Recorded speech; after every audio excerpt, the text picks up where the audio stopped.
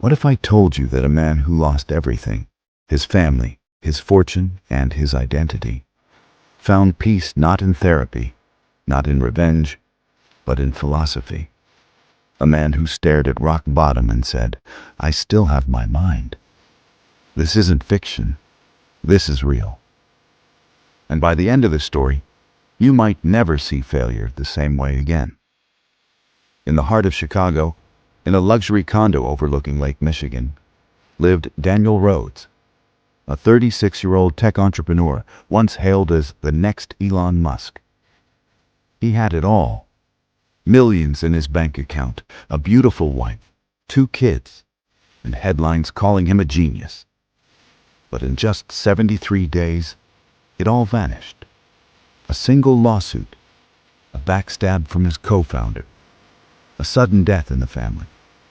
First, the money disappeared. Then, his wife left. Finally, his reputation burned to ash.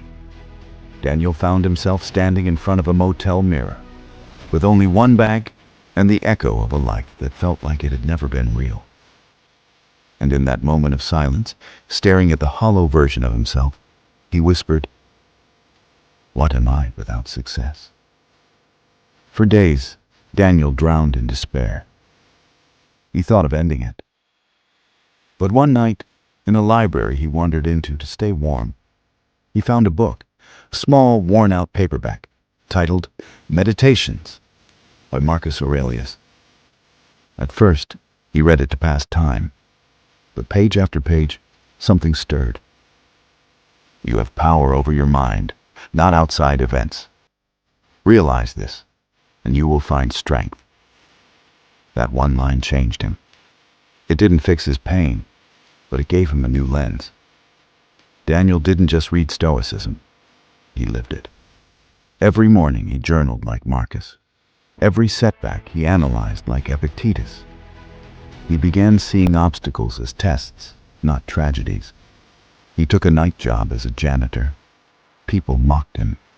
Once a millionaire, now scrubbing floors. But Daniel repeated one line to himself: "The obstacle is the way."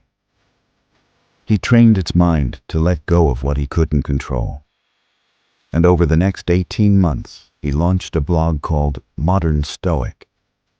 He wrote about his downfall, his pain, and how philosophy saved him. It blew up.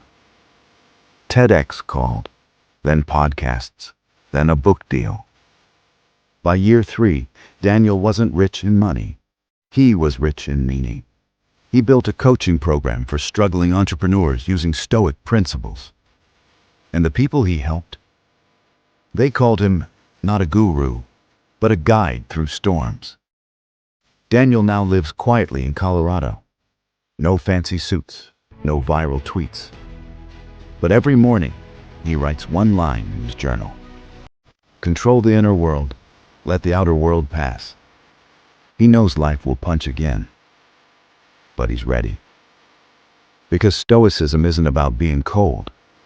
It's about choosing how you bleed. So, let me ask you, what are you clinging to that you can't control? What storm are you letting define you? And what if peace doesn't come from fixing everything, but from facing it with the right mindset? If Daniel could rebuild from nothing, not with rage, but with reason, so can you. Because the world will never stop testing you. But your response, that's your power. If this story inspired you even 1%, comment below. I choose the Stoic path. Let me know what part of Daniel's story hit you hardest. And if you're serious about building a stronger mind, a resilient mindset, and living with purpose, subscribe now to Next Level Mindset and join a community where the obstacles